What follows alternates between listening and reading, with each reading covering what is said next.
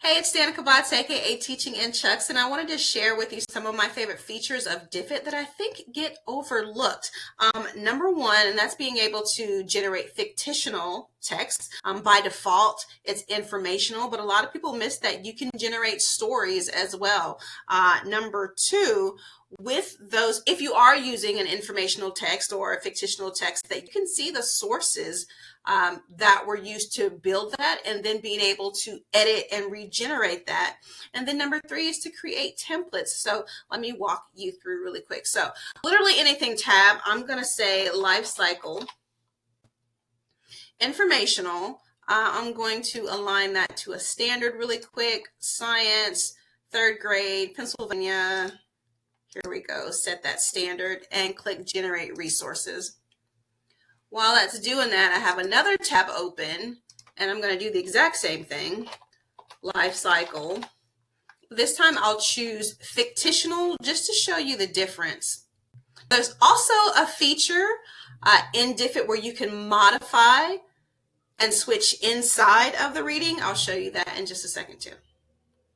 While that's generating, here we go. Okay, so here is the informational text, just the facts. All animals have a life cycle. A life cycle is all the things that happen in an animal's life, so on, so on, so on.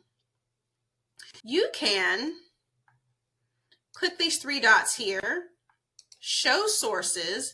Then if I zoom in, I can see that we took information from Wikipedia, Kids Zone, School Learning Zone, Generation Genius, and some other ones. Well, what if I wasn't comfortable with these sources? I can click Edit Sources, and then I can say, I don't want anything from Wikipedia, or if you had your own link that you wanted it to build from, you can add that here and then click Regenerate. I think a lot of people miss that. Okay, while that's regenerating, I'll come over here and I'll show the fictional version. So still dealing with life cycle, but now we have it in the form of a story. The Little Butterfly's Journey. Once upon a time in a field of colorful flowers lived a tiny egg. And so we get that same academic content, but now students are reading it in the form of a story.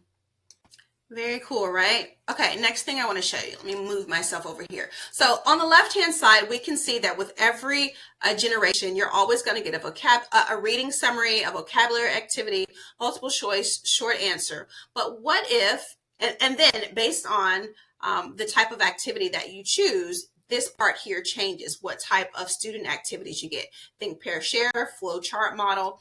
If I click add activity, and let's say I want to add a collaboration activity after that, we'll do the tag strategy. Let's say I always like these types of strategies paired together. I think pair share, a flowchart, maybe even go grab a vocabulary strategy real quick, Freyer model, let's say that. You can then come here to this gear wheel in the upper right hand corner and click settings and name this a template. Make this a template. So I'm going to call it gold, because this is what I always give in one of my stations, a gold station. You'll always have to do these types of activities. So yeah, and there's other ways that you can customize it with colors. Love it. Where does that live now? If I go back to Diffit, and the next time I try to generate an activity, when I come here under select a template now, I'll see gold. So books, text PDF, vocabulary. I want informational or fictional, but I always want it to have that tag, that Freyer model packaged together. So that's something that you could do with Diffit, and I think a lot of people skip over that. Thanks for watching. Have a great day.